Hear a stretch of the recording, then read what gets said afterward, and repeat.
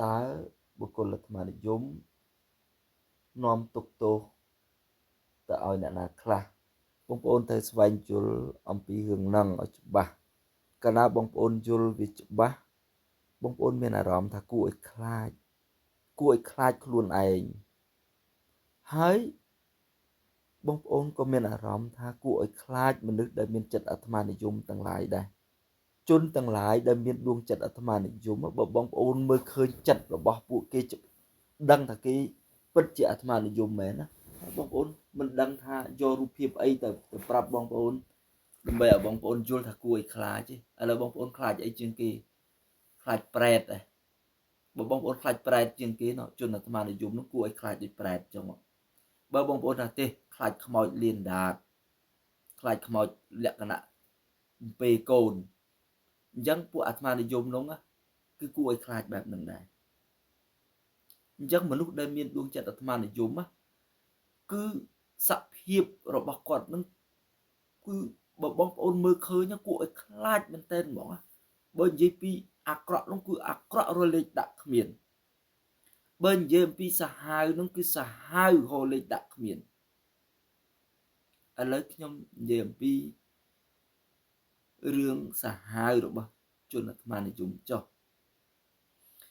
មនុស្សអាត្មានិយមបើបកស្រាយតាមពាក្យនឹងឲ្យបានជាក់លាក់មិនសូវជាគួរឲ្យភ័យខ្លាចទេ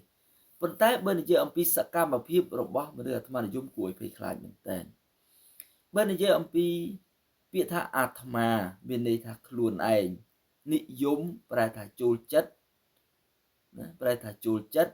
ឬក៏ស្រឡាញ់អញ្ចឹងពាក្យអាត្មានិយមប្រែថាស្រឡាញ់ចូលចិត្តតែខ្លួនឯងបើបកស្រាយតាមបែបហ្នឹងអត់សូវខ្លាចទេបងប្អូនអត់សូវខ្លាចទេពីព្រោះមនុស្សដែលស្រឡាញ់ខ្លួនឯងមិនដែលធ្វើបាបខ្លួនឯងឡើយឧទាហរណ៍ថាបងប្អូនស្រឡាញ់ខ្លួនរបស់បងប្អូនតើបងប្អូនចង់ឲ្យខ្លួនបងប្អូននឹងឆេះថ្លើមទេឆេះសួតទេខូចកលៀនទេបងប្អូនអត់ចង់ទេមែនអត់ពីព្រោះបងប្អូនស្រឡាញ់ខ្លួនឯងអញ្ចឹងបើយើងបកស្រាយពាក្យអាត្មានិយមប្រែថាការស្រឡាញ់ចូលចិត្តខ្លួនឯងបើស្រឡាញ់ចូលចិត្តខ្លួនឯងរឿងអីដែលយើងទៅបំផ្លាញខ្លួនឯងបងប្អូនអត់បំផ្លាញទេតែអាចទៅបំផ្លាញអ្នកដទៃដើម្បីខ្លួនឯងប៉ុន្តែពាក្យអាត្មានិយមនៅក្នុងន័យដែលពួកយើងលើកឡើងនេះណាគឺអាក្រក់ជាងនឹងឆ្ងាយណាស់គឺពួកគាត់បំផ្លាញខ្លួនឯងទៅទៀតមនុស្សទាំងឡាយដែលមានដួងចិត្តអាត្មានិយមហើយភាពអាត្មានិយមនោះកាន់តែធំទៅបងប្អូនគឺក្របសង្កត់យើងជាប់ប្រៀបដូចជាបិសាចមួយដែលចូលសន្ធិដ្ឋនៅក្នុងខ្លួនអញ្ចឹងឥឡូវខ្ញុំនិយាយពីសភាពនៃបិសាចអាត្មានិយមមកធ្វើបាបរាងកាយខ្លួនឯងចុះបងប្អូនឃើញបុគ្គលទាំងឡាយទៅផឹកស្រាអត់គេផ្សាយរាល់ថ្ងៃអ្នកខ្លះគេដាក់នឹងសម្បកកំប៉ុងទៀតថាផឹកស្រានាំឲ្យខូចសុខភាពឆេះថ្លើមរហូតដល់មានការលេងជាកំ pl ែងណាថាផឹកស្រាយូរទៅនឹងទទួលបានរង្វាន់ណាឡានសកានៀកអីជាដើមអ្នកណាដែលមិនដឹងថាផឹកស្រាទៅខូចសុខភាពផឹកស្រាទៅនឹងអាចឆាប់ងាប់នឹងទទួលរងនៅជំងឺឆេះថ្លើមខូចកលៀនប៉ុន្តែដោយសារតែបិសាចនៃភាពអាត្មានិយមនឹងវាមកក្របសង្កត់ចិត្តរបស់បងប្អូនជាប់វាធ្វើឲ្យអារឿងដែលភ័យខ្លាចឆេះថ្លើមខូចកលៀនឬក៏ឆាប់ងាប់នឹងវាទៅជារឿងដែលអត់មានអ្វីគួរឲ្យភ័យខ្លាចទេណាមានន័យថាភាពអាត្មានិយមវាក្របសង្កត់ជាប់វាបញ្ជាជាប់ថាឯងត្រូវតែផឹកដើម្បីបំពេញនៅតណ្ហារបស់អញ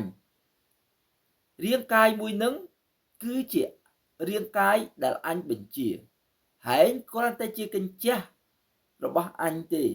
នៅពេលដែលដួងចិត្តនឹងពោពេញទៅដោយភាពអាត្មានិយមគឺដួងចិត្តនឹងបញ្ជាកាយនឹងតែម្ដងឲ្យកាយនឹងផឹកស្រាឲ្យកាយនឹងផឹកស្ទីងឲ្យកាយនឹងជាញ៉ាំជាតិស្ករឲ្យច្រើនដើម្បីបំពេញតណ្ហានៃការឆ្ងាញ់ណា ឲ្យកាយនឹងទៅធ្វើរឿងសបាយដើម្បីបំពេញតណ្ហាទៅតាមទ្វារវិញ្ញាណណាមួយទៅតាមភ្នែកបើសិនជាថាតណ្ហានៅក្នុងការផ្គាប់ចិត្តរបស់យើងតាមទ្វារវិញ្ញាណភ្នែកគឺរមែងស្វែងរកសម្លឹងមើលអ្វីដែល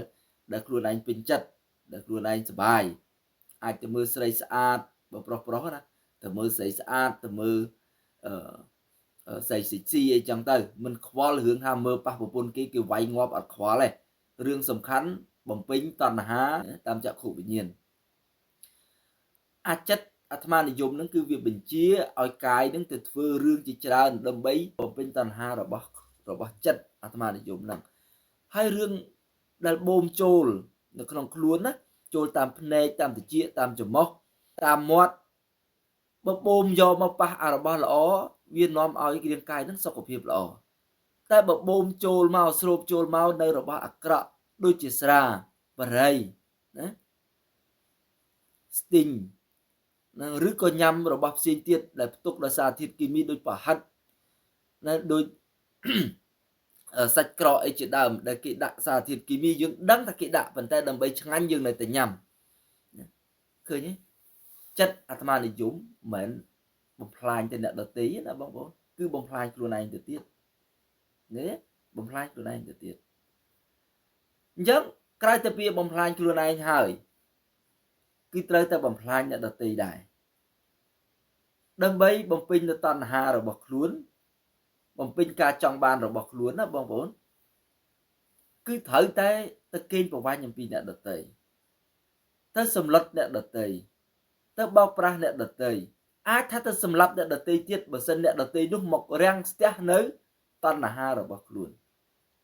ស្អីទៅដែលហៅថាតណ្ហាតិចច្រឡំថារឿងផ្លូវភេទណាមិនមែនទេវាមានដែរនៅក្នុងហ្នឹងផ្លូវភេទហ្នឹងក៏ហៅថាតណ្ហាដែរតែយើងបញ្ជាក់ថាកាមតណ្ហាប៉ុន្តែតណ្ហាគឺជាការចង់បានហួសព្រំដែនអ្នកណាក៏ដោះឲ្យតែចង់បានលើសអំពីមូលដ្ឋាន5យ៉ាងដែលខ្ញុំបានរៀបរាប់ហៅថាធ្វើរឿងទាំងឡាយដើម្បីបំពេញតណ្ហាហើយ5យ៉ាងនោះនិយាយទៅដែលមានអីខ្លះអាហារមកគ្រប់សម្លៀកបំពាក់សំរុំទីជម្រកថ្នាំសង្កូវបូករួមនឹងការផ្ដល់សេវាកម្មឬក៏ទទួលបានការបណ្ដុះបណ្ដាលការបង្រៀនបើនិយាយថាគ្រូបង្រៀនបើលើសអំពីហ្នឹងគឺតណ្ហាឯងបងប្អូនតណ្ហាហើយតណ្ហាហ្នឹងបើចង់បានតិចទុកទោសដល់ផ្ដល់ឲ្យរាងកាយរបស់ខ្លួនហើយនឹងអ្នកដទៃតិចទេបើចង់បានកាន់តែច្រើន